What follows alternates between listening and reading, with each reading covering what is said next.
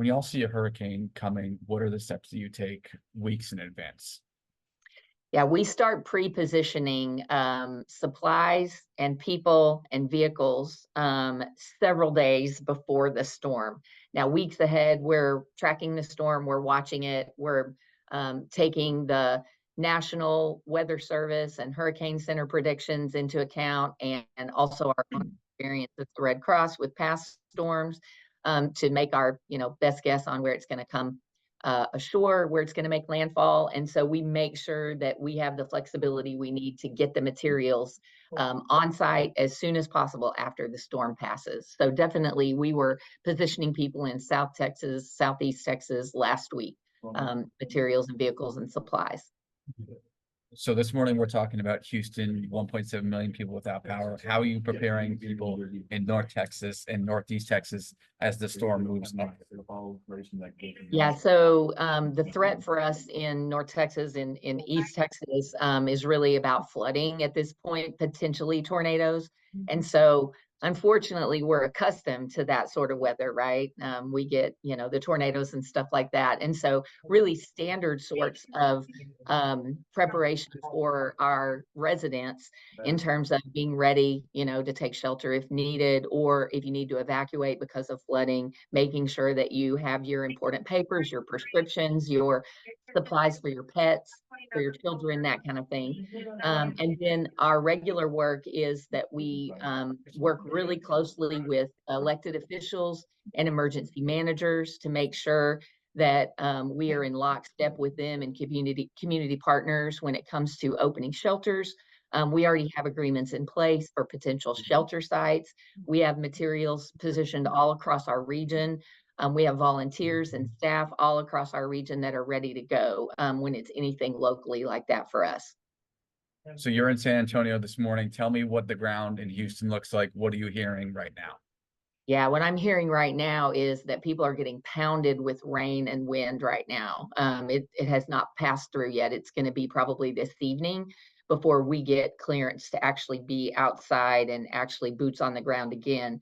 But we have a Red Crosser who lives there that shared that it sounded like their house was going through a car wash.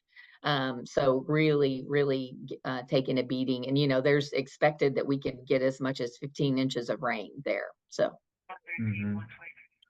So how do you take in past experience with hurricanes? Obviously, Houston is an area that seems to get hit with these kind of things. And East Texas, we deal with tornadoes. How do you take in past experience and, go with these things forward? Yeah, well, definitely, it helps us with our workforce, with our staff and our volunteers when they have experience in the past where they've worked these things. And we do try to always have, after action reports, debriefs on what went well, what were the challenges, what can we learn for the next time. And, the Red Cross has been around for over 140 years. And so we have a lot of experience to draw on. And so we try to make sure that we just get better each time we have a response.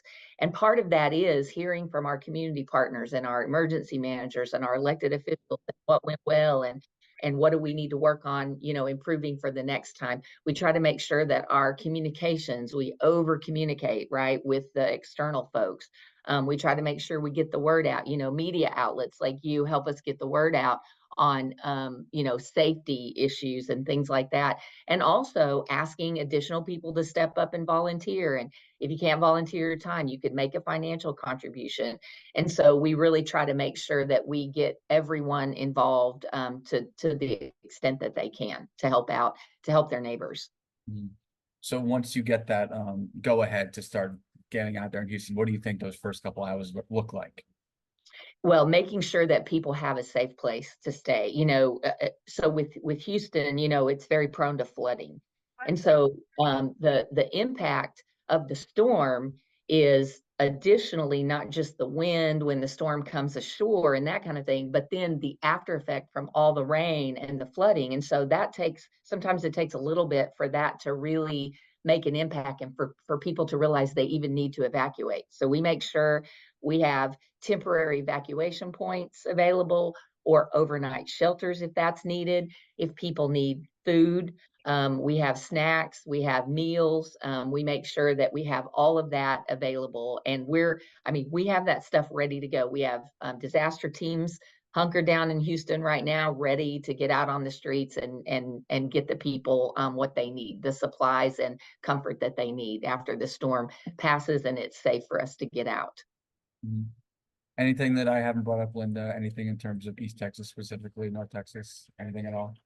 I think it's important for people to realize that our workforce is 90% volunteers. And so we could not do the work that we do if we didn't have community members stepping up to help their neighbors in times like this. And so even if you can't volunteer today, or even if it turned out we got such an influx of volunteers that we don't need everybody today, we have some more extensive training that volunteers can undergo to be ready for the next time. And they could help us, not just on like a 1 day basis, but you could deploy for 2 weeks. We have people from East Texas who have deployed down here to San Antonio and Houston. And they're going to be down here probably for 2 weeks. And so they've done much more extensive training, and they know how to work, in the shelters and things like that. We also do later on, we'll be doing damage assessment at residences and things like that. So there's tons and tons of jobs that we need filled whenever we have these kinds of responses. And so there's lots of really interesting ways to work with the Red Cross and to help your neighbors. So definitely consider signing up to be a volunteer with us. And again, if you don't have the time, we would really appreciate any financial donations. That's the fastest way to help neighbors.